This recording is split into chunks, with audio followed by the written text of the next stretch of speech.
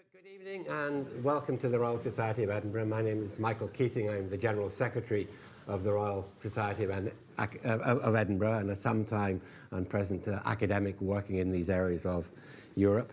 There's some housekeeping that we have to do before we start the event. That is to warn you in the event of fire. We're not expecting an alarm.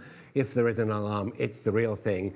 You can just go straight out here, out the front door, and right to what we call the dome. The staff will show you the way out.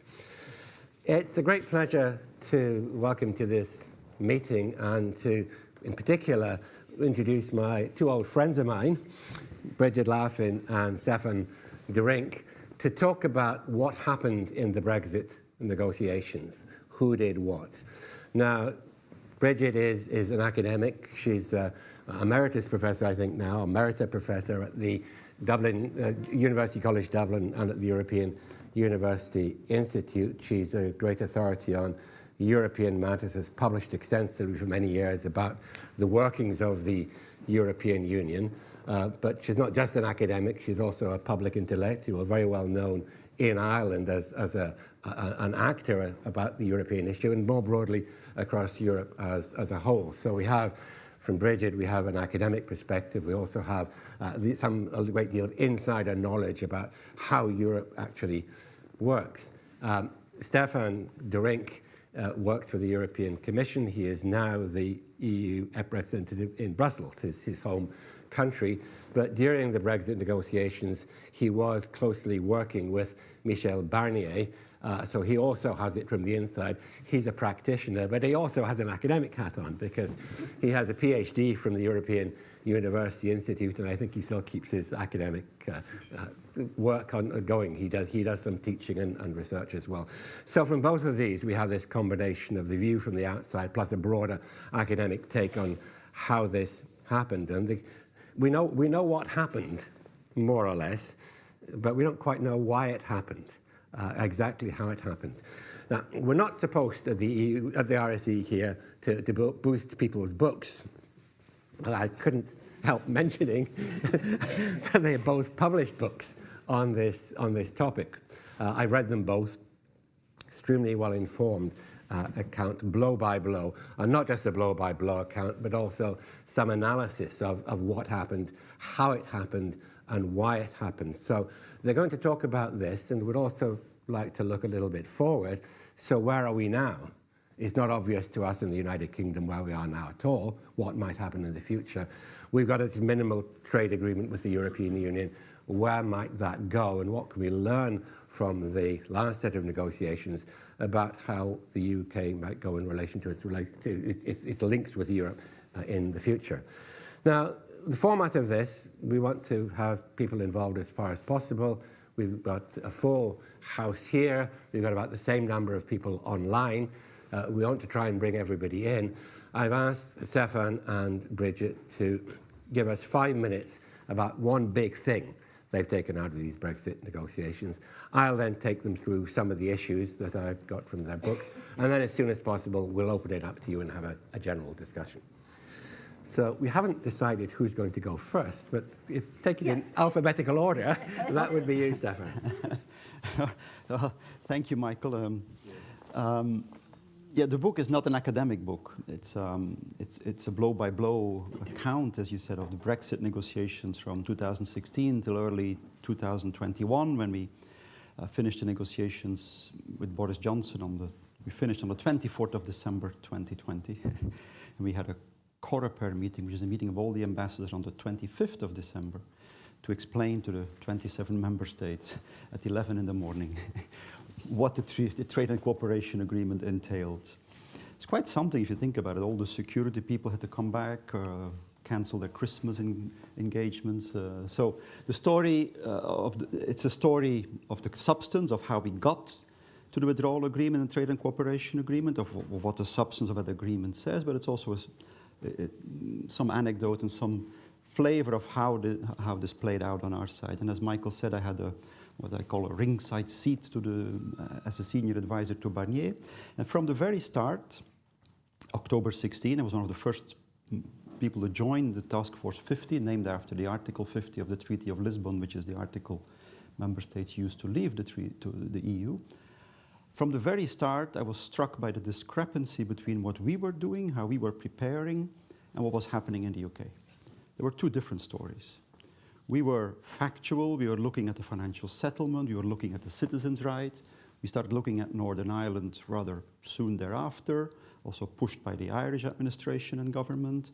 We started brainstorming on the future relationship, all kinds of possibilities that could happen, a bit of contingency planning. You started with a fire drill. We spent so much resources into stuff we never needed, right? We thought, what if this, what if that happened? That was the first months of these negotiations. And so I thought already back then there's really a story in here. And from the very beginning on our side, it was clear that the most important issue for us would be to maintain the unity of the 27 governments. And that the UK was on a totally different planet in terms of how that would work. It was about dividing the member states, about peeling off member states, about keeping more benefits and fewer obligations in terms of what EU membership entailed. So for us, the Brexit was the background to building the unity. While on the UK side, the idea was Brexit is a problem that the UK kind of created for all of us. So the EU now has a problem too. And of course, there was a problem for the EU, there's no denial about that, but we said we're not going to internalize that. We're going to look at our core principles, go back to basics in a way, go back to base camp, say this is a single market, these are the 4 freedoms, they're indivisible, so Theresa May, if you don't want free movement of people, you don't get free movement of goods. And so building that unity around principles and around certain methods of transparency and original working methods between the Commission, the Council and Parliament was very much part of how we brainstormed in those first months already about how we would tackle these negotiations. And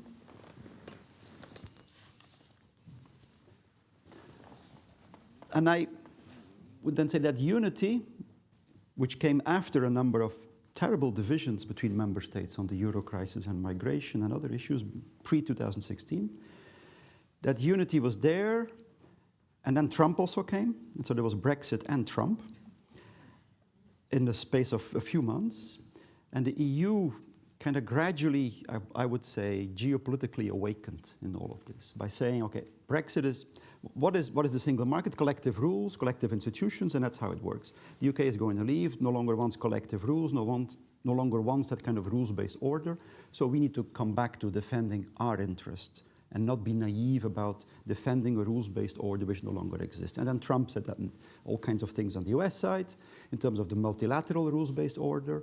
And so it was also a moment which I think you can still see today in how the EU works, of kind of geopolitical awakening.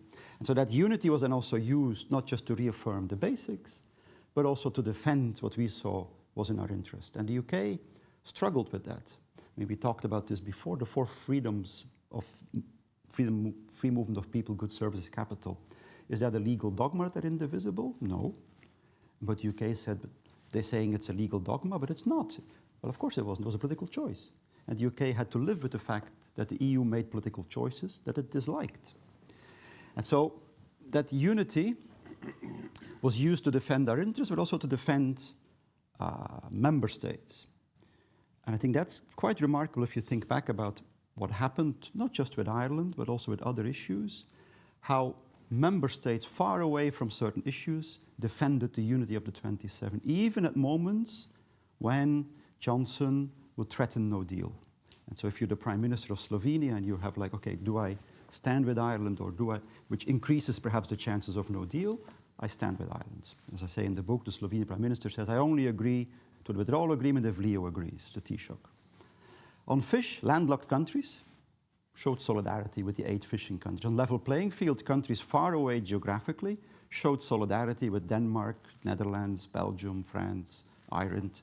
All the countries said, we're going to have a zero tariff, zero trade agreement with the UK without solid level playing field guarantee. So that unity, even when no deal loomed, was very, very strong. And the UK, in my view, misunderstood that. Right, and that's part of the, and I'll finish with that, part of the fallacies that I develop in the book. The UK thought that by using confrontational tactics, the EU would then change its negotiation mandate, which it didn't. And I say in the book as well, from a negotiation perspective, it's better to engage with the mandate of the other party rather than tell the other party it's asking for the wrong things. don't ask me for the wrong things. Yeah, but this is our mandate, so of course we're asking for that. The idea that the EU would budge the last minute, which was a total fallacy, not just of the negotiation, but also of Brexit, actually. A misunderstanding of Brexit. From the start, the EU said you're becoming a third country, which meant you're losing influence, right? The campaign was called Stronger In, so out was losing influence. And not everyone in Theresa May's government accepted it, but also thought about it. They said, well, we're a member and we leave, the next day we can keep trading. So the whole issue of you're putting yourself out of the system diminishes your influence was something that seemed to puzzle people in the UK, even though for us, and that comes back to my initial point, this was just a definition of Brexit. You're losing influence as in the EU, obviously, if you decide to leave the EU. My final point on that would be that when all of this, and that comes back to negotiation fallacies, when all of that volatility in British politics was happening, especially in Theresa May's government, where the UK was struggling to define what Brexit meant, right? Remember, Brexit means Brexit, which was, yes, we're leaving, but then how exactly? And it led to polarization between hard and soft Brexit first, between no-deal Brexit and no Brexit at the very end. People in the UK thought these guys in Brussels, or these boys and girls in Brussels, must be uncorking champagne and celebrating the volatility of British politics. But we were never in that mindset. For us, it was a problem that we had to negotiate with a country that was looking for the meaning of what it had decided. And I think that will be my final word. Yeah. So the claim in this book is on the front, on the cover, the EU's response to Brexit, united and effective. And what the book seeks to do is to explain both the unity and the effectiveness. So our interpretation begins with framing, that the EU collectively, a la 27, framed what Brexit meant as a problem or challenge, and did so between the 24th of June and the 29th of June, and that framing survived the entire process. That framing involved the senior Commission President, European Council President, and then the European Council of the 27. So very quickly, the EU had a view or a perspective on what challenge Brexit posed to the EU, and it stated rhetorically, we will be united in response to this, and the EU will remain the dominant institution in Europe for managing complex interdependence, and we will not let Brexit tarnish, or as one council official said to me, we were never going to let Brexit pollute the EU. In other words, there would be a forward-looking process that turned out to be the Bratislava process that started in September 16. So very quickly there was a common collective framing of the problem. Then to maintain that, you had to have an action frame. What and how would the EU deal with this? So it dealt with it firstly by creating institutional capacity. Stefan worked in the task force 50, a special task force created within the Commission to handle Brexit.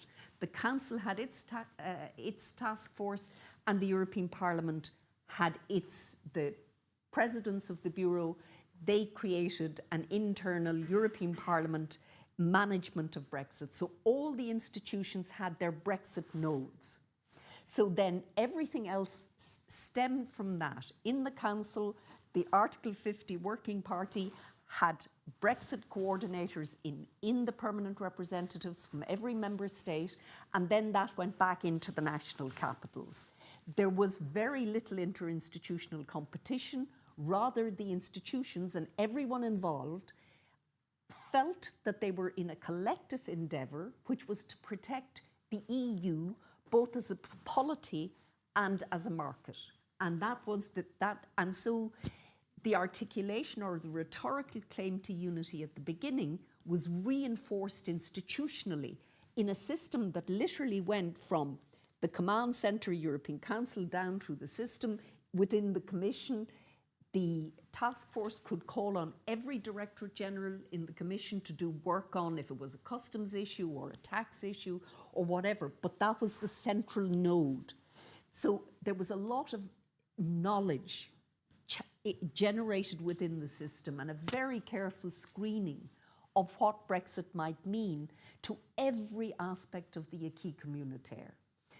Then, in order to make sure that everyone understood what EU interests should be, there were in autumn 16 and January 17, there were joint seminars held between all of the institutions, back again to the capitals, on budget, border, citizens, you name it. So in other words, that it wasn't just that it was a technical process, but there was political ownership from the very beginning. So that's that institutional capacity. Then there was process dominance. The EU had something in a treaty called Article 50. Article 50 was a set of train tracks, and the UK was going to be put on those train tracks and kept on those train tracks. And in order to use time, the EU ruthlessly used time in these negotiations. It established additional process demands. One was no negotiation before notification. We will not talk to the UK about any of this until there's a formal notification from London that the UK is leaving, which meant no one in the British system could do any pre-negotiation.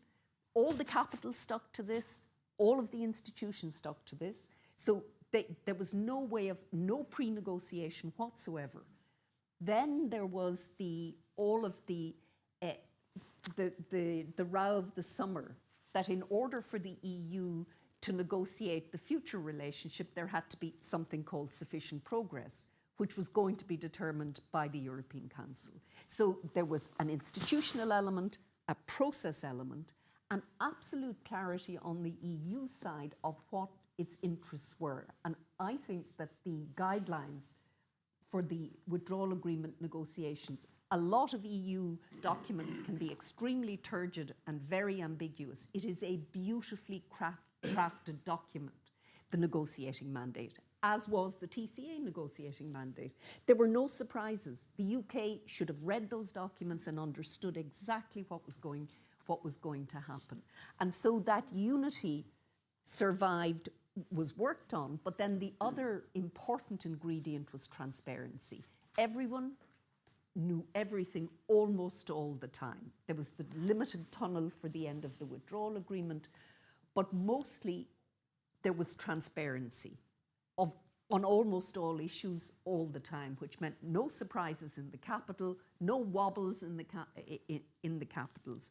So essentially what the EU did was, it said, this is a challenge to us, it's lose-lose, it's not of our making, and we don't want it to happen, but it is happening, and if it's happening, we're going to make sure that the EU is protected to the extent possible.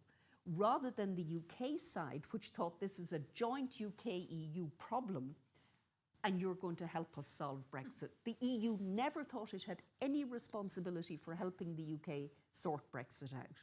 Its responsibility was to the remaining 27 member states and the collectivity as a whole. And I would say, if you look at both the withdrawal agreement and the TCA, the EU made concessions, as you would in a negotiation, but it got the protections it wanted on everything. And it, again, ruthlessly used market power on fish. It used market power in terms of the level playing field and ability to retaliate. So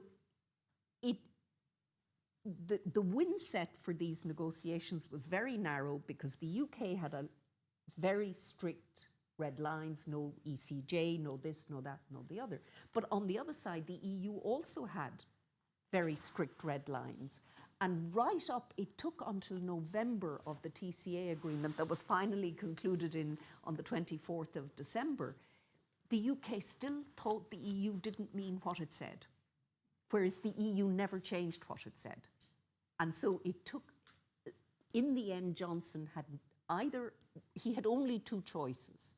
Either he conceded on level playing field and on fish, or it was no deal.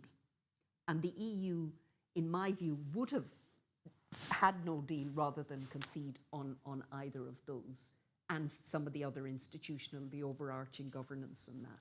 So it was, a lot can be explained by the asymmetry of power between the UK and the EU, but the EU took this challenge very seriously. And in terms of the future, it was a hinge crisis for the EU, and the EU's success in managing Brexit actually influenced how it managed the pandemic and also the war in Ukraine. So it's been a polity building exercise, paradoxically, for the EU, not one of its choosing, not one that it would have wanted, not one it sought, but given that the UK opted to leave, then the EU was going to protect itself. Okay. Now, we got this hard Brexit, really, and we got the TCA, the Trade and Cooperation Agreement, but in the middle, and you both mentioned this in your books, there was a deal. There was the Theresa May deal, and that failed because she couldn't get it through the UK Parliament. Now, a lot of people in the UK said, so it's all the fault of the Labour Party, the SNP, the Liberal Democrats, because they should have taken that deal because it was better than what they ended up with. My question really is, would that have worked? Was that not so ambivalent in many ways that it could have been more pragmatic? And was it not inevitable that a hard Brexit was the only Brexit, given that what the two sides were trying to do? I think you quote the declaration of that, Stefan. It's wonderful because you have a written running commentary on it. Yeah, this is what they really mean, this is what they don't mean. So there a moment missed there when a better deal and a closer association could have been achieved? Yeah, there is one page in there where I say what that political declaration says, but also what the Theresa May's government wanted is free movement of goods without any checks between the UK and the EU, and we try to accommodate that as much as possible without compromising on anything that you just said in terms of protecting our market, in a nutshell. And so it was a softer Brexit.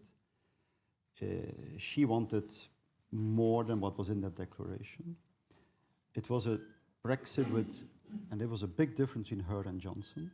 She had signed up in the Northern Irish Protocol and the Northern Irish Backstop, as it was called back then, to very stringent level playing field conditions without any qualms on state aid, dynamic alignment on state aid, with the Court of Justice there, on social environment standards, climate change, issues that affected production costs, because we said, and member states in particular, if you're going to give such a soft Brexit to the UK, even though it is unless and until we find something else for Northern Ireland, you have to have level playing field guarantees that are incredibly solid. So Johnson never wanted such level playing field conditions. So we witnessed then the polarization that followed from that, but we were powerless, so to say, to intervene, of course, in what was happening in the House of Commons. I think it would have put the future relationship negotiations on a very different footing, because as Brigid just said, on the level playing field, it was a deal breaker for our member states and for us as Commission. We only started negotiating seriously at the end of November 2020, a few weeks before the end game of the negotiations, because Johnson didn't want to prolong the transition period, so we had a deadline, the clock was ticking. If we had started the negotiations on Theresa May's terms, you would have had the level playing field conditions in place. So it would have created a very different dynamic, I think, for the relationship, for the negotiations on the future relationship.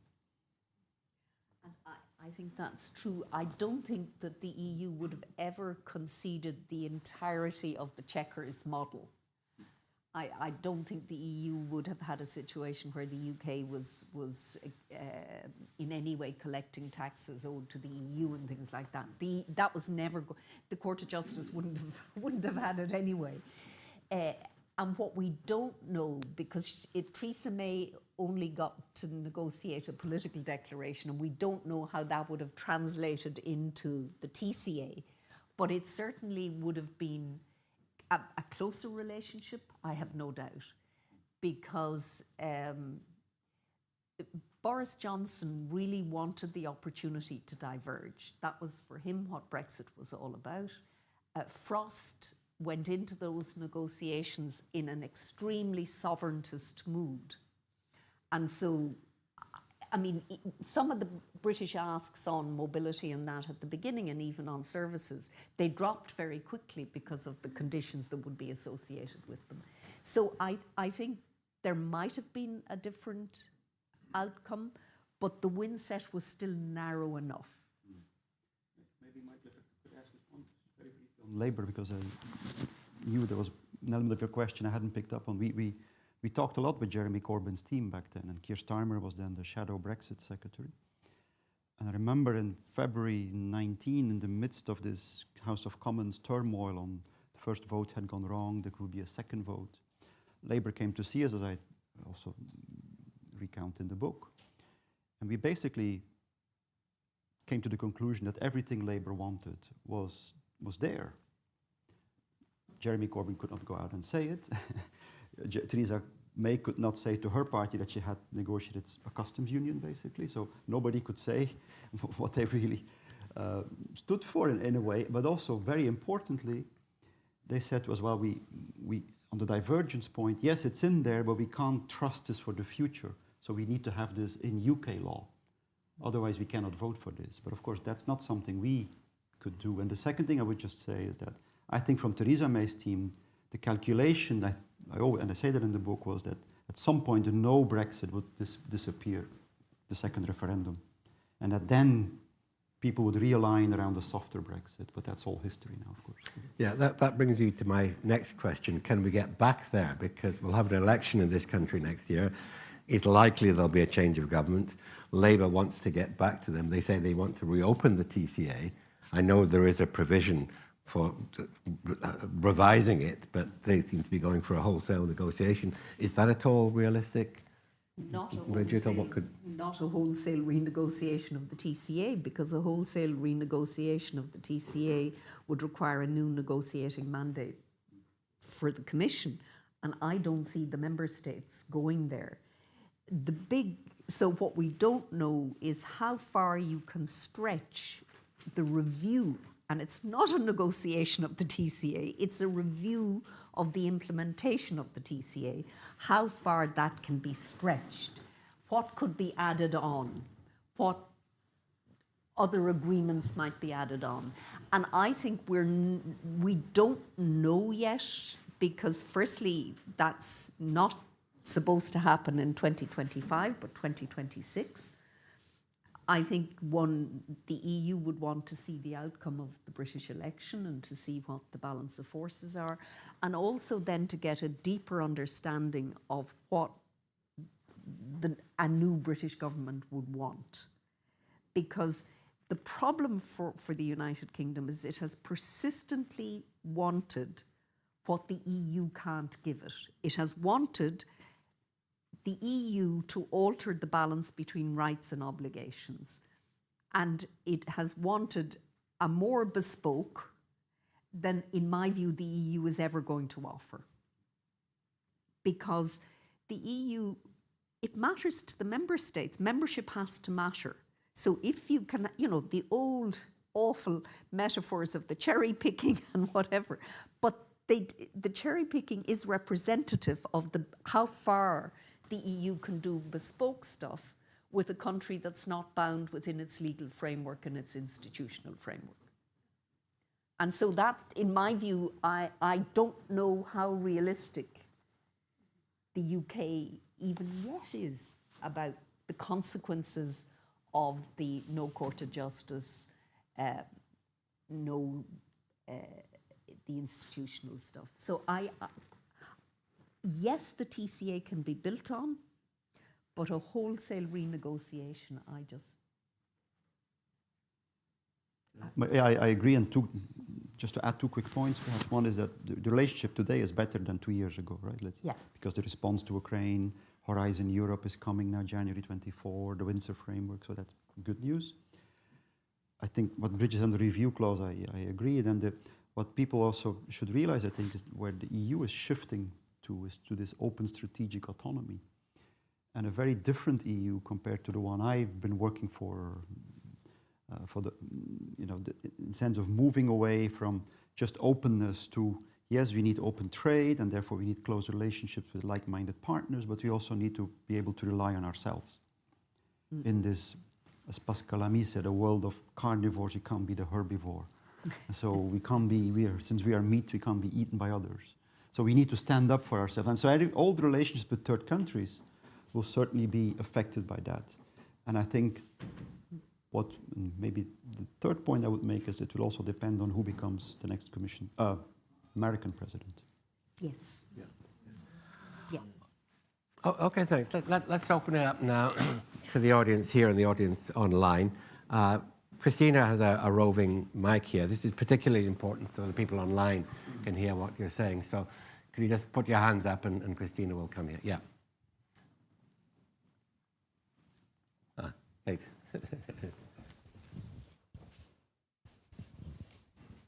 Sorry. There we go. Thank you.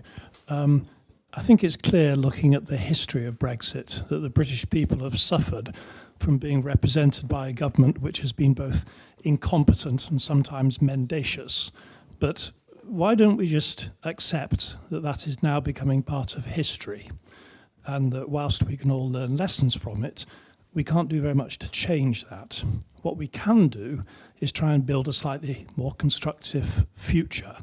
And I hear what you say about the TCA review is just a review of the TCA, it's not a renegotiation. But the European Union has always been a fundamentally political organisation. Do you think there's any scope for building a slightly more constructive relationship so in 10 years' time we can all be in a better place? Stefan? Yeah. Yeah, absolutely, I think. And in terms of lessons from the past, I think the important lesson for me would be that if you're going to, and over this 10-year period, into negotiations between the UK and the EU, what can you bring to the table that adds value to the other party? I think that is the core question and that the UK will need to reflect on. What can we bring to the EU that the EU needs from us, or that the EU appreciates from us, beyond we're close, we're like-minded, we're allies. Yes, we're allies bilaterally on security and defense in NATO. So does the UK want to contribute to EU defense and security policy? Does the UK want to contribute to EU foreign policy? Can the UK, in this whole environment where we not have questions on the reliability of supply chains for manufacturing, can the UK offer something that reassures also the EU manufacturing in terms of security of supply chains? So for me, that's the core mindset that we need to, that I would say the UK should reflect upon. And I do think it's important to say that the relationship is much better now than it was 2 years ago, because and now that the Windsor framework is due to be implemented. But I think that provided that Northern Ireland, that ceases to be neuralgic between London and Brussels, it's still neuralgic for Belfast, for the Unionists. But once it's not neuralgic in the London-Brussels relationship, then that's really important, because otherwise the relationship, in my view, was going nowhere. And I would add energy to what Stefan just said, because, and again, that's the Scottish interest. You've got the North Sea, lots of wind out there. So I think it is important to think about what can be done together, on, for example, the EUTS and things. Should Britain try to be part of the energy system, etc., etc. So these are the things to think about. Remember that the EU, and in the political declaration, envisaged a treaty involving security and foreign policy. And Johnson said absolutely not. And when they were setting up the committee, the negotiating committees for the TCA, that committee was never set up because the British didn't want it. So that's an easy win. And the cooperation on Ukraine is very close, and on sanctions is very close. So I think the conditions are there to improve, but what is unlikely to happen, in my view, is that the costs of Brexit to the UK can be mitigated entirely, or not even in a major way, because there is the problem of being outside. You can't get the benefits of membership if you're a non-member state. And I remember people being very shocked by the designation third country, but that's, if you're not a member state, that's, from an EU perspective, you're a third country. So I think that there is room, and in my view, I think the relationship will improve and deepen over time. But it's never, ever, ever going to, it's never going to be like membership. It can't be. That's not an available, and you know, we've all the new suggestions on differentiated integration, concentric circles, and all of that. There will always be an important distinction between membership and non-membership. Or else, why would any country be bound by membership? We have quite a few questions from the online, if I can pick up on some of this, if you don't mind. Yeah, why don't you, and then we'll come to you, Kirsty. Yeah, so looking from the outside, what impact of Brexit do you think the UK hasn't really noticed or understood yet? And that's for both panelists. And then we have a question directed at Professor Laffan, asking her to expand on how Brexit has affected the EU response to Ukraine. And you've already answered, there was a question related to if Labour gets elected, which you've already answered. But a third question would be, apart from your own works, what other accounts of Brexit negotiations both panelists would recommend for the audience? And we'll take some more after, we'll take some from the room also. What can they recommend any other account apart from your own?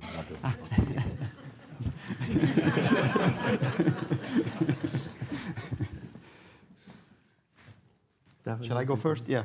The first question, I understand it as, what do we see as something that the UK underestimates as a negative impact of Brexit? That's how I at least understood that question. I think when I speak about that geopolitical awakening of the EU, the geopolitical role of the Commission and then of the EU as a whole, it is in the context of China-US bipolar world, other emerging powers. And I think if you look at these global discussions, a country like the UK is less present in those discussions as a non-member compared to when it was a member.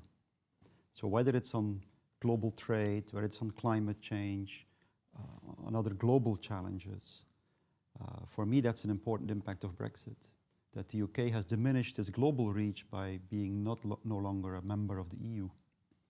Yeah. And I would add to that Brexit is it's a living experiment in how you try to untangle the ties of deep interdependence. And it's not easy. And in terms of other books, I'd say Michel Barnier's account of Brexit should be read. And then the question to me on how Brexit has affected the EU's response to Ukraine. I would argue that since that Brexit was a hinge crisis for the EU and its capacity for crisis management has improved both through the experience of Brexit and subsequently. So I don't think it was just Ukraine, I also think it's the pandemic. And what you see in both those others is you see the institutions working very closely together as well, both on Ukraine and during the pandemic. And you see a determination in the EU to, I use the Draghi phrase, to do whatever it takes. That there is a determination to act collectively, if at all possible, when faced with very serious challenges. And for other accounts of it, the UK in a Changing Europe, this is a programme based in London, has an archive of interviews with the key figures that's worth looking at. Yes. You can just go onto their website and find that. Kirsty.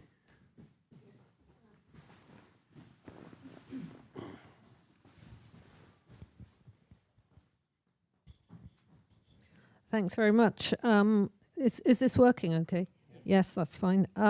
Two questions. One, following on partly from what you were just saying before the online questions, Brigid, about we've obviously recently had the Franco-German paper, the 4 tiers, and Britain sits in the fourth tier, and misinterpreted one half sentence as meaning the paper was about itself. But one of the things that I've heard that interested me about Keir Starmer, though nobody really knows where he's going to try and take it, was the suggestion from someone I talked to that he doesn't want to be a rule taker.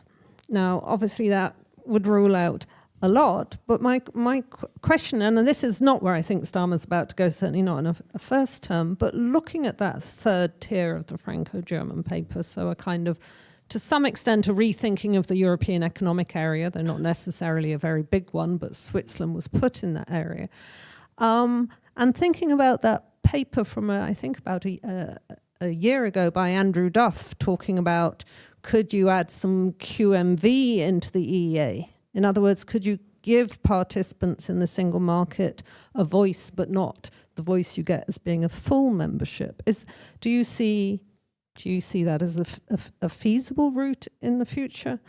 And the second one, I'm sure there'll be other questions about Scotland, but what I saw during the years since 2016 was greater sympathy and understanding for the idea of Scottish independence. Obviously, the EU is never going to move away from neutrality on this. Plenty of member states, last thing they need, UK's caused enough trouble, is to see the UK split apart. But do you think that is still there, that kind of greater understanding? And do you think it will degrade over time? Because we're moving on, the EU is facing new challenges. Brexit we're talking about tonight, but it's obviously a long way down the agenda now. Thank you. So firstly, on the four tiers, every time the EU is faced with enlargement, and particularly significant and large enlargements, there is a debate about reconfiguring the EU and reconfiguring Europe, and it never happens, in the sense that all the differentiated integration literature, my last role at the EUI was a very large multi-million-pound project on differentiated integration, and I've come to the conclusion that you can tinker around the edges, but the idea that concentric circles, that you're going to have a neat set of concentric circles in Europe from a core emanating outwards, with, for example, the EEA tier getting qualified majority voting and Andrew Duff's wonderful associated membership, it's not going to happen, because it's not in the interests of existing member states to create those categories that complicate their relationship with the EU. And I go back to if we think of the EU as a polity, as a political system, then membership matters in a political system. The EU, again, I have never had much sympathy for the literature on the EU that regards it as an empire, where empires always have fuzzy boundaries and borders. I cannot see the circumstances in which it would be in the interests of the existing member states or on most of the candidate countries. Remember, they don't want to be second-class EU member states. They want to be member states. So I think the magnetic pull of membership overrides EA and Switzerland, Norway, Iceland, the UK. Their issue is membership, but not Ukraine and the countries in the Balkans. They want to be full member states. So and we have the same debate every time there's a large enlargement. And in my view, it's a very interesting academic exercise, but it's not politically going to happen. At least, now, I could be completely wrong. So if I am, I will, when the time arises and I see it happen, I will dutifully say, got that wrong. And then on Scotland and Scottish independence. So I think there is a huge sympathy in the EU for the fact that the views of a majority in Scotland were overridden by a majority in the United Kingdom as a whole.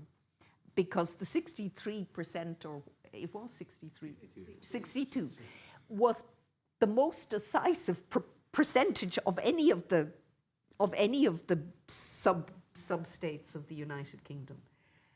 But I think for Scotland, the question is, it's got to decide on independence. And in the event of Scottish independence, then I would expect Scotland to be a member state of the EU if it's so wanted.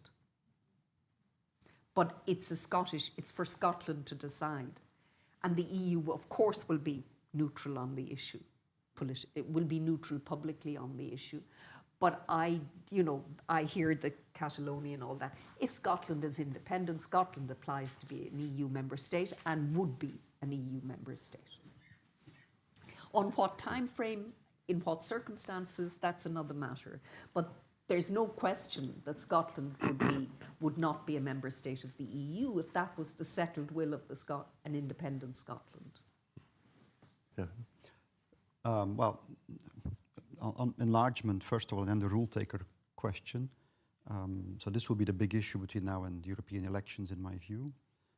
Perhaps some other issues like migration and asylum, but there's the Granada summit this week, and the Commission will come up with its reports on enlargement, and then the December European Council will need to decide whether to open negotiations with countries like Moldova or Ukraine. So that will indeed be a dominant issue over the next years. In the book, I speak about Switzerland in the past. At some point, Switzerland wanted to join the EU. And this was in the 90s also, and it was in the sphere of there are no more economic borders, it's the end of the Cold War, the end of history of Fukuyama, we're all going to a global marketplace. And some look back at this now that we were a little bit naive in extending the single market to a non-member without having proper dispute settlement and enforcement mechanisms. I think that is still very much the position on Switzerland in Brussels and in national capitals. And so, if you look at an enlargement going forward, I think we have 9 countries that certainly want to join the EU, in the Western Balkans, Moldova, Georgia, Ukraine. Not all of them are candidate countries yet, or not all of them are in negotiations yet. The question of how that will unfold will, I think, be a subject of serious political discussion over the months to come, in terms of the method as well and what these countries need to fulfill. But again, if you look at the discussion now, it's about corruption, rule of law, democratic values. There's a drive to say we need more instruments at Brussels, at EU level, to impose conditionality and to have sticks and carrots based, but also to have sticks in terms of violations of rule of law or anti-corruption corruption issues and all the rest of it. So that will be, in terms of the enlargement process, a very important factor. Then you come to your question on being a rule taker as UK. I don't see any option. Either it's a free trade agreement or it's a single market membership. But single market membership requires being a rule taker, and I don't see how the UK can become a rule taker. That's what I say in the book as well. If imagine that the UK becomes a rule taker, I say it's Euroscepticism on steroids, basically. That things decided in Brussels are automatically applied here, much like the Norwegians and others do it now. And also for a G7 member economy like the UK, I don't think that would be acceptable, and rightly so in my personal view, if I speak in a personal capacity. And so then it's a conundrum, right? Then you're in a free trade agreement, and then you can try to improve the free trade agreement, but you can't jump to a different paradigm. And I think that's the foreseeable future with the UK.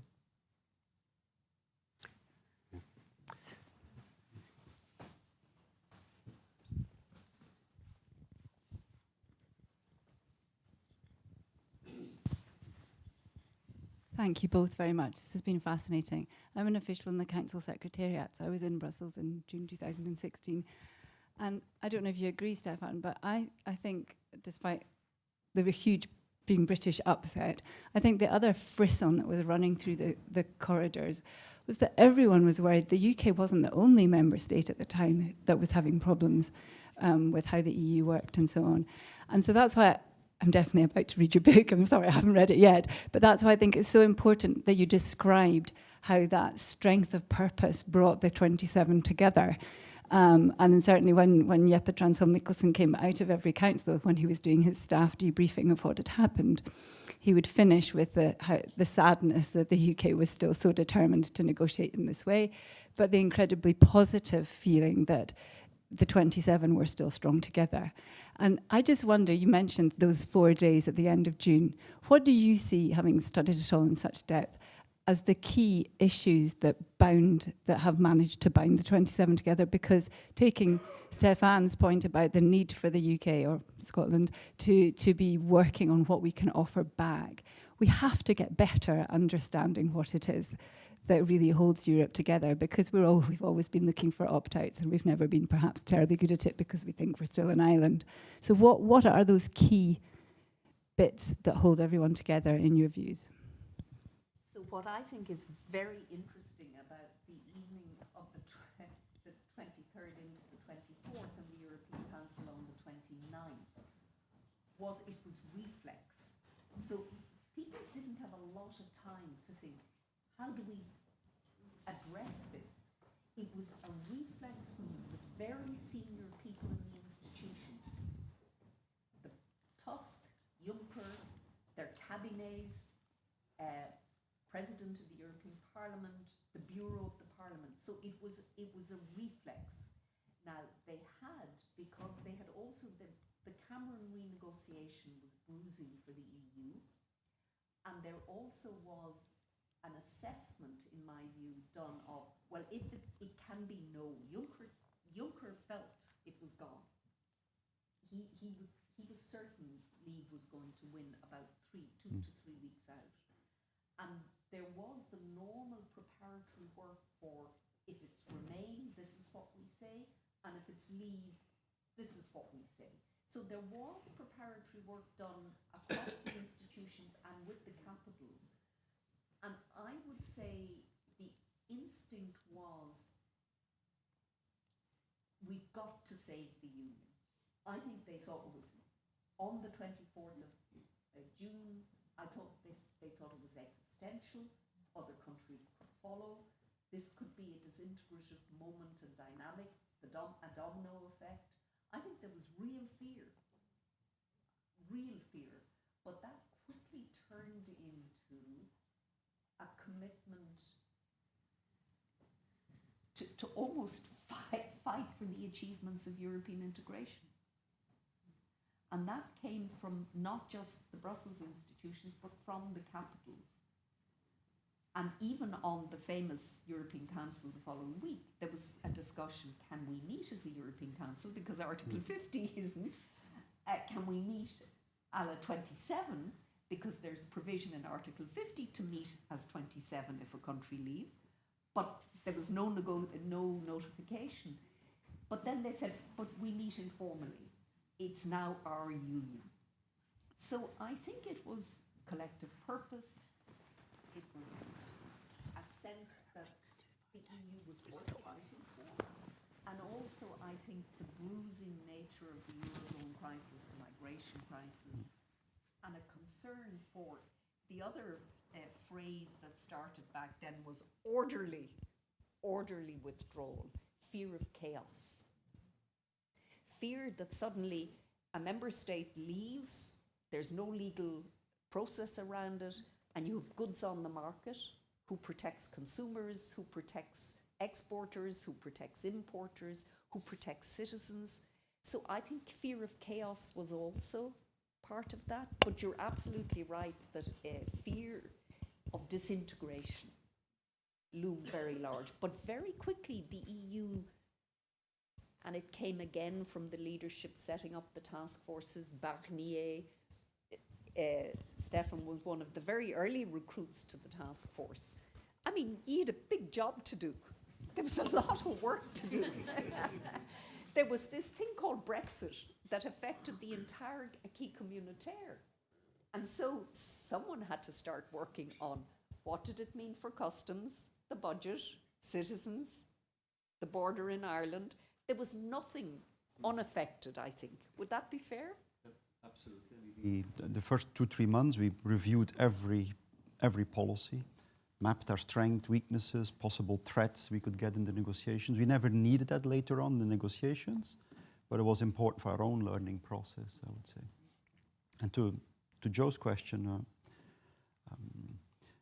Maybe, Michael, if you allow me a commercial break before, because you make publicity for Barnier's book, but the oldest bookstore in Edinburgh has a stack of signed copies of my book. So you all know where that is, Blackwell's.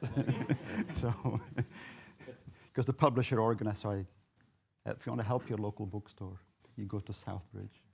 I think Joe's point is before saying what unites us as EU, I think we shouldn't give the impression here that the EU has reached a state of perfection and the UK is kind of, the EU has serious problems, right, with the rule of law, increasingly with attacks on democracy, fueled by third countries, by Russia, but also by others, or by domestic groups as well. And so there is a lot of things that need to be solved, and it's always a process, right? And the rule of law is an internal threat, I think, in some member states to how the EU works, how the single market works. But there was, from the 6 founding member states, there was a meeting early on to say we need to reaffirm the value of this project. And one thing that certainly united the EU was Paris and Berlin, because they said we're not going to let ourselves be divided over this. We're going to talk to each other all the time. We're going to coordinate our positions, and the Dutch played also a very important role in that. So 3 of the 6 founding member states certainly played a very important role. A reaffirmation of basics, of political principles, but indeed also fear. We need to be clear about that. The unity was also driven by fear. There were prime ministers who said, we can't give the single market to the UK with restrictions to free movement of people, because then people in my country will wake up and say, I want the same. If we can restrict free movement of people, but we can also keep all the economic benefit, well, why don't we do that? If the UK as a non-member gets it, we're a member, we should get it for sure. And that's what Merkel's initial reaction was. We're going to put the single market here on a slippery slope if we go down that route. So these 4 freedoms and the indivisibility was decided even before Barnier started work by Merkel and others to say this is by the 27, but also driven by Merkel. We need to affirm that. Fear of Brexit coming to their own country in the very beginning. Salvini saying Italy should leave the sinking ship. Wilders was running high in the campaign, was polling high in the electoral campaign in the Netherlands. Macron was nowhere to be seen yet. He was with Hollande, not a candidate yet. People thought Le Pen might win the next French presidential elections. She wanted to leave the euro. So all of that also, as a negative factor of fear, sustained that unity. Yeah. Questions from the online? Yeah, okay. Also? Okay. So I'll do... Is this microphone working? Yeah, and Brigid? If you can pull it up. Yeah, so there's a kind of technical question about Article 776 of the TCA, which mentions that the review of the implementation should include also any related matters. And the person is asking the panelists if they might know what those related matters might refer to. The second question is, do you think it will be in the future interests to stay out of the EU but instead join the EEA, like Norway, or to stay out entirely and be treated like a foreign nation? And lastly, do you think Brexit is an example of how not to exit from the EU, or reason for not exiting to other current member states or candidate states? Yeah, so we're all working on it. Yeah, so those 3. Do you want to go first? Or? So as to the article in the TCA, it will mean whatever is politically feasible at the time. It's a let-out clause that allows you basically look at whatever you can agree to look at. In terms of is Brexit oh yes, should the UK stay out or so that's entirely up to the United Kingdom whether or not it ever wants to apply to join, or whatever that United Kingdom will by then be. In terms of applying to the EU. The EU would be very wary of a UK application. It would want to know that there was a high level of consensus. probably cross-party, because otherwise it doesn't want to get into an electoral cycle of agreeing something with a country that then decides to change again. As to should the UK join the EEA, well, then it's a rule taker. EEA membership is a form of organised hypocrisy. You're basically saying we are sovereign and independent, but we download all these laws that we've had no role in making. Now, there are, the EEA, Norway, they work the system very well. I mean, it's not downloading everything, but so that's rule taking. So that, again, is a sovereign decision for the United Kingdom. And then as to whether other countries would Brexit, I think it really changed the calculus for all the other member states. Even the most extreme Eurosceptics on the continent now do not want their countries to either leave the euro or the EU anymore, because it wasn't a pretty sight. On the review, I think Brigid answered the question. I would just say one thing. It's in 2026, right? So we have the Trade and Cooperation Agreement, then there'll be a review, then there'll be conclusions from the review. So people seem to focus on something because they're not happy with today's situation, but today's situation is what we have. And so we need to make the Trade and Cooperation Agreement work. So there is a bit of dose of realism needed, I think, in that. Okay, the review is in the future. There'll be elections in the UK, there'll be elections in Europe. Let's then see what the politics also will bring on that. The EEA, I think we answered on the rule taking. And on the Brexit question, I mean, I think the gentleman's first point is well taken. And we need to look at the future. So, but we're indulging within the past here because these books are about that. Is it an example of how not to exit? Well, you shouldn't exit in the first place, in my view. But I said once that during the negotiations, don't try this at home in a debate in the UK. People found that quite funny, but it's not funny when you think about all the consequences for real people and companies. But yeah, that's where we are. It was a lose-lose, as Brigid said, and that was what the referendum decided. Yeah, no, we have some questions. We have a question here, and then we have a question from David. Several, the forest of hands going up in the back, so let's take this one first. Do you have the microphone? Was it passed to you? Oh, should I ask the question? Christina? The question's down here. Okay. Should I or not? No? Okay. I'll wait. Well, first of all, thank you both very much for coming here. As friends, you can see many of us in the audience are suffering. So we appreciate your active friendship. Many of us here are part of the European movement, and I would encourage other audience members to join us and those online. We're a friendly bunch, but we're very focused on what we can do. And there is no political consensus. I can't see any political consensus in 2026 in terms of rejoin. It's a long way off. So the policy of the European movement is to step by step build better relations with the European Union. One of the key planks of that is return to the Erasmus Plus programme. We were told that that was always open to us, that was Johnson's decision. Maybe it was Sunak's Treasury decision to not be part of it. But in reality, so that we're being honest, we want to be honest in our campaign. Given that there is no freedom of movement, can your children come, if you have children, come here to Edinburgh where there is no freedom of movement? What is the limits of what we can transparently say to people in our campaign? And secondly, if, in terms of conditionality, if Scotland was to become an independent state, will the euro be a condition using the currency? Is that going to be a condition on Ukraine and Moldova, for example? Thank you.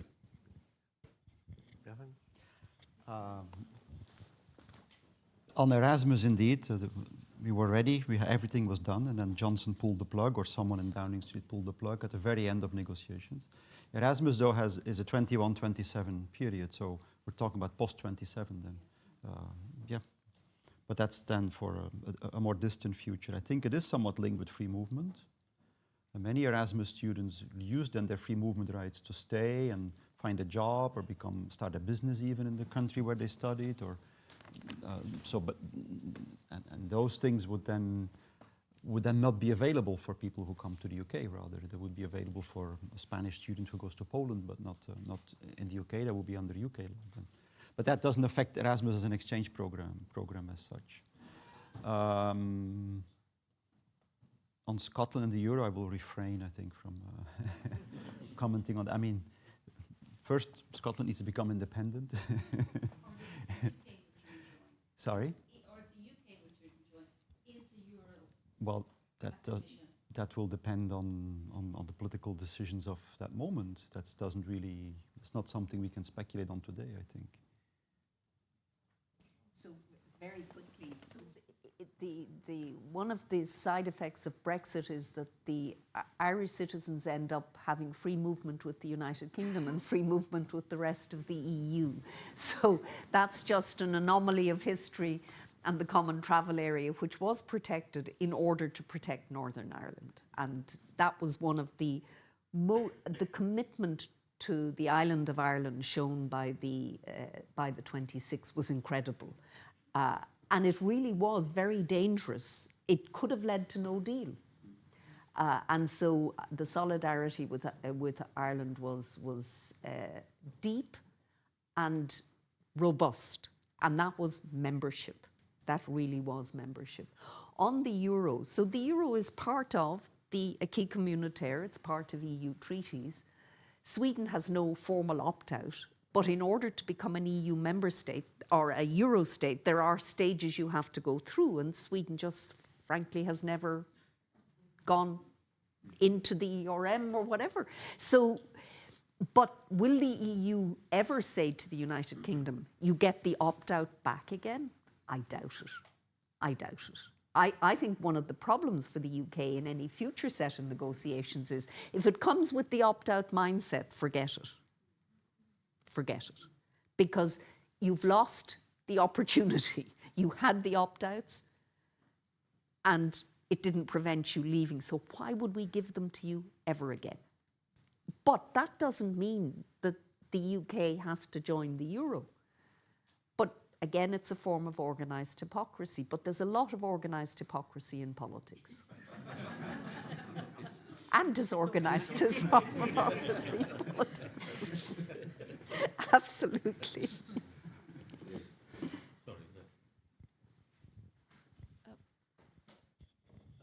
Just a slightly... Sorry, is this working fine?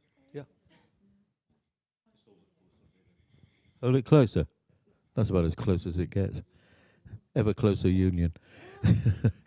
A slight sort of provocative question, because both of you have spent the evening, and indeed in your books, writing about how the EU was completely united in dealing with the Brexit issue and remained united throughout the whole negotiations. Ironically, did that whole process of Brexit represent the apogee of EU unity? Because subsequently there have been a whole series of tensions and problems which have arisen, and Stefan alluded to some of these. You know, I mean, everything is not so hunky-dory at the moment, whether it be on energy, in dealing with particularly dealing with questions like the rule of law. I mean, there is one country, obviously, in Hungary, which is, effectively almost to the point of being a kind of Russian Trojan horse. What can be done to overcome those kind of tensions which have arisen over the recent months and years? So politics is about conflict and cleavage. So I don't expect the EU I expect it to be a very messy, conflict-driven process. But post-Brexit, so the unity existed during the Brexit negotiations, but it also survived the pandemic. In the first few weeks, the country started to reimpose border controls, forget Schengen. There was a lot of, but very quickly the Commission got them to roll back, and you ended up having shared procurement of vaccines. And there also was a lot of agreement around research and development and whatever. So I think the EU broadly had a good pandemic. And on Ukraine, it has also been pretty united, despite Orban. And so Orban tests, and he uses Ukraine in order to get concessions in other areas, but he hasn't broken ranks decisively. He tries to pursue a path where he gets what he wants. And in my view, I would prefer an EU that didn't have Hungary as a member state today. I'd be very glad if they exited, because it's not a democracy. And in my view, it's a cancer and very dangerous. But you can't get rid of member states. We've discovered they've got to decide to go themselves. And so, but even Orban won't push it to the extreme, because in the end of the day, if you're a small, relatively poor country, it's more important that you're a member state in good standing. And that's why the Fico government, if it emerges in Slovakia again, in my view, will chart the delicate. They're more pro-Russian. That's really a problem. So I don't ever expect the EU to be nirvana, nor that the member states will, not have deep conflict and cleavage. But this is a very big continent with a lot of diversity on every dimension. So, but I do think that the EU post-Brexit is developing three, what I call in something I wrote recently, polity norms. One is the collective responsibility to act in the face of big challenges. Secondly, solidarity, which is not like the solidarity you find in a nation state, but is stronger than in any other institution above the level of the state that I see in the world. And the third is that to the extent possible and as far as possible, that you reach a high level of consensus. It's a high consensus system rather than a system that necessarily one would expect unity on all issues at all times. So I do think, but that again, I think Stefan said it absolutely right. The EU has enormous challenges. But does the EU help its member states address the challenges that they collectively face in the world? I think yes. We have, the gentleman just next to you.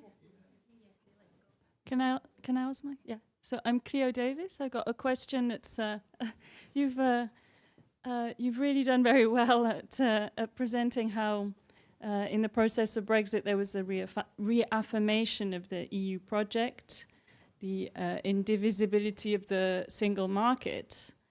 But it was driven by a defensive reaction, and I was wondering whether you think that this hardening of the EU's understanding of its boundaries, its understanding of being somewhat quite an exclusive club, could put it at risk of being less open and also generating some pushback from other regions or countries in the world.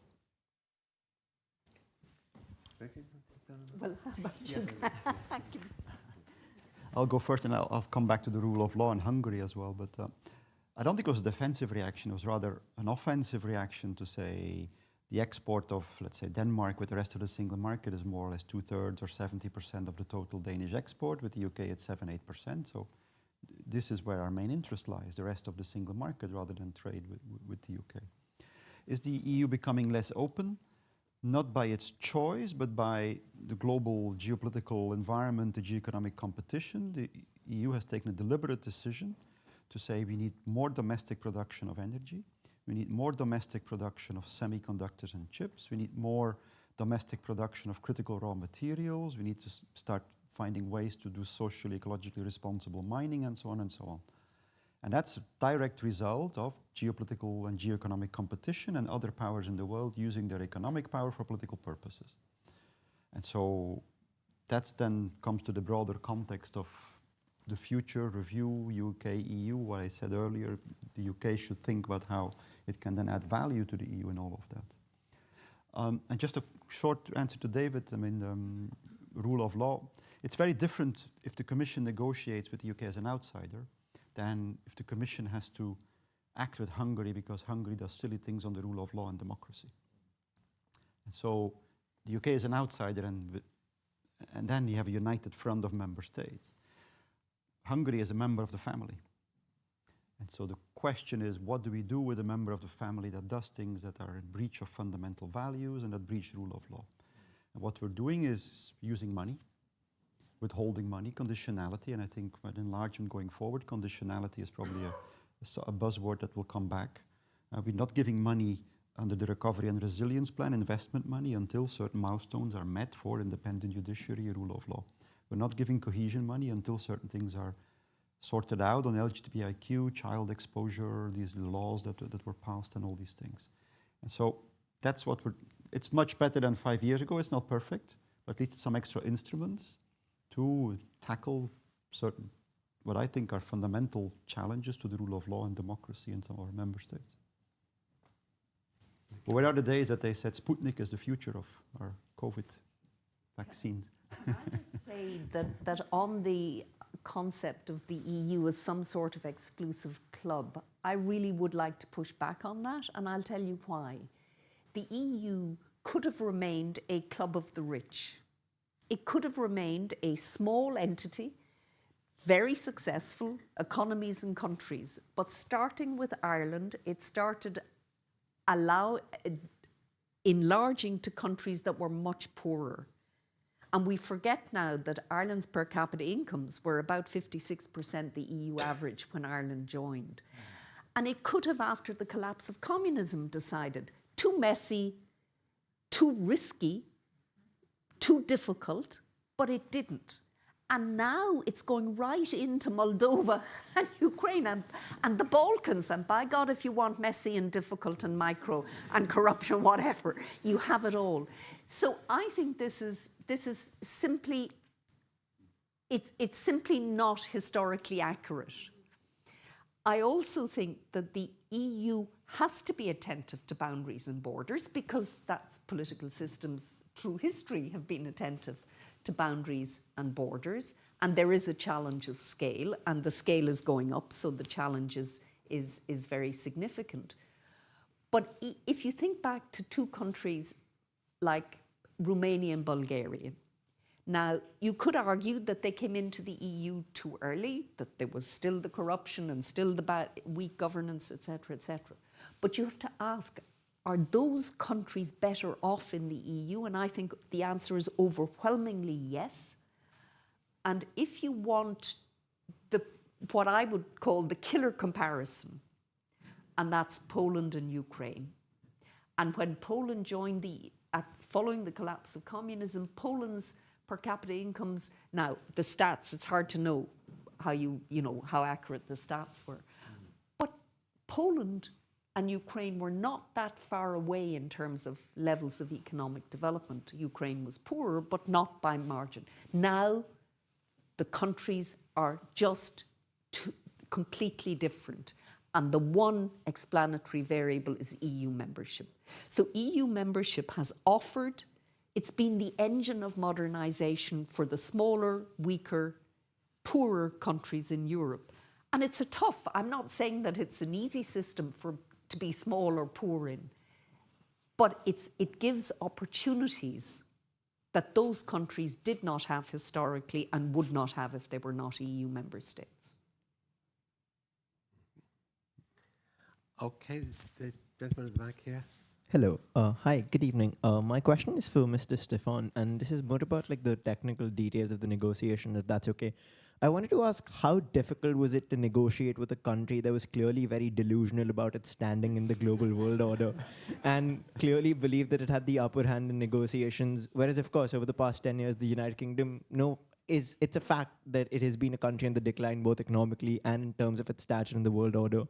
So how difficult was it from that position of strength to be negotiating with a country about the agreement when clearly they weren't very living in the moment? It's a highly technical question.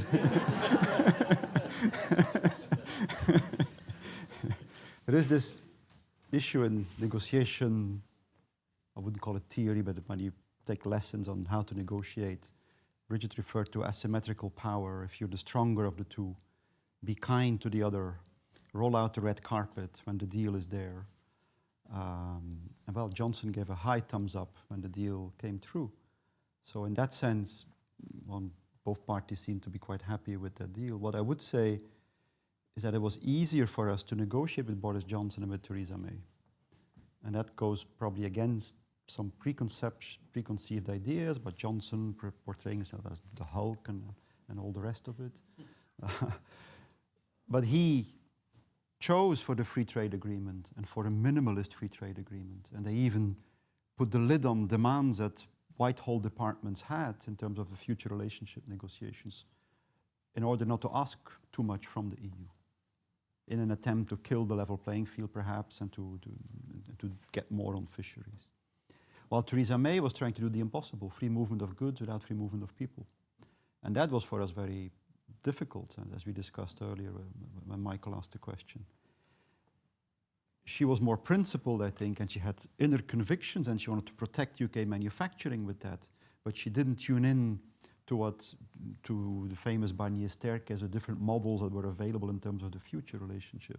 While Johnson basically took a decision to go for the minimalist kind of approach with us. So I think in terms of your question, you use words like delusion. I think that was more present with some members of Theresa May's government than in Boris Johnson's time. There were some members of Theresa May's government who said, we'll sign a trade agreement the nanosecond after we leave the EU, or nothing will change in terms of trade. We're in the single market today, we're in the single market tomorrow, we still have access to the single market. In a fundamental, and this comes back to my introductory remarks, a misunderstanding of what the EU and the single market is. Of course, you have access to the single market, every country, but you don't participate in it. And it's a fundamental difference in terms of economic growth and prosperity.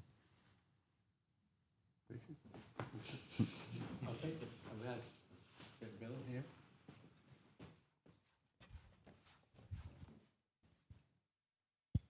Thank you. Thank you both very much. Fascinating. I'd like to explore this word consensus as it applies, or as it has been applied to UK politics in terms of the prospect of rejoining, a word which dare not speak its name in British politics. I'm an incurable optimist, and I keep looking at polls, and I keep seeing what the bulk of the British population, especially the younger end of that population, are thinking. And it feels to me that in a democratic society, consensus in the political parties is a question of time, and probably not that much time when I look at the polls. I disagree with my colleague behind me here on that one. But I'd like to understand what you mean, or what you take as from an EU perspective as meaning that the consensus would be. Does it mean every political party has to say rejoin? Because there's always going to be one, and there might be more political parties post the 2024 general election than there are now. That's a conceivable scenario. But there'll always be one which wants to stick out there in the Atlantic on its own splendid isolation. So what does isolation, what does consensus actually mean when you talk about you're looking for consensus? Because you've already got it with the popular vote. Maybe I'll, in a very personal capacity, start. The enlargement, if we come to that, is a two-stage process, right? You have, well, a multi-stage process. You have the pre-candidate, and you become a candidate, and then you have the decision to open the negotiations with that candidate. So it's quite a long process. But for me, and that's why I say I speak in a personal capacity, once you have left, it changes the whole dynamics in my view. Because then everybody thinks, okay, but what if they leave again? Once you have done that, it defines you. And that's as far as I can go, I think, on that. I would add, so if a British government decided to apply for candidate status, but the main opposition party was not behind that, then I don't think the EU would grant candidate status easily or lightly, if at all. So I think there would have to be a demonstration of serious intent that this could not end would not end in A, failed negotiations, or another referendum that went. In other words, we shouldn't underestimate the weariness in the EU system after these negotiations. They were very demanding for the EU system, despite how effective we argue they were. So I would say consensus has to be well beyond the government of the day. But it doesn't mean that, for example, if there was still a party called UKIP or whatever it then might be, if they opposed, because there will always be, so it would have to be the main and serious political forces in the country would want to have signed up to this. And you tend in most countries, in most candidate countries, in fact, there is a broad consensus on membership before, during the process. Well, thank you. The time has flown, the last 90 minutes, so I'd like to thank Brigid and Stefan for telling us so much. You know where you can get more information. And yourselves for posing questions, and those people online as well, and for the staff of the RSE for making this possible. 2 of them are here and some of them are in various other places and online. This is part of a broader program of events we're doing around Europe. The next big event here on the 2nd of November is the McCormack European Lecture being given by Fabian Zuleg from the European Policy Centre and an old friend of both Scotland and the RSE.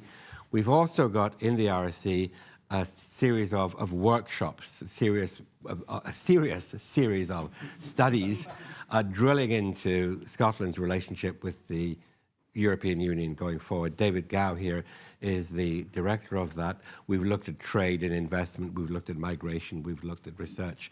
Ben and Chad here from the Europa Institute at Edinburgh University are our partners in that. And we've got a number of events forthcoming. We had one just yesterday about regulatory alignment, which was great. We've managed to get, in support of this programme, and this is pretty good going these days, the Scottish Government, the UK Government, both at official and ministerial level, both parliaments, the relevant committees of both parliaments, both chambers of the Westminster Parliament, business and civil society, and people in Brussels as well. So we really have managed to get people who may have different views about Europe and the future of Europe and Scotland to think about where Scotland stands in relation to this and taking it out of the obvious political debates and thinking seriously about policies. Those are being going on. There's a lot of material coming out of that. So if you got onto our website, you'll see a lot of analytical papers. And we hope towards the beginning of next year to pull all that together and have something to say, a serious study between ourselves and the Europa Institute. What are the possibilities of Scotland, not just the government, business, civil society, being able to think about its relationship with Europe in the future. So I'm not plugging the book. Academic publishers are charging far too much for books at the moment, so if anyone wants a PDF, just email me and I shall send it to you.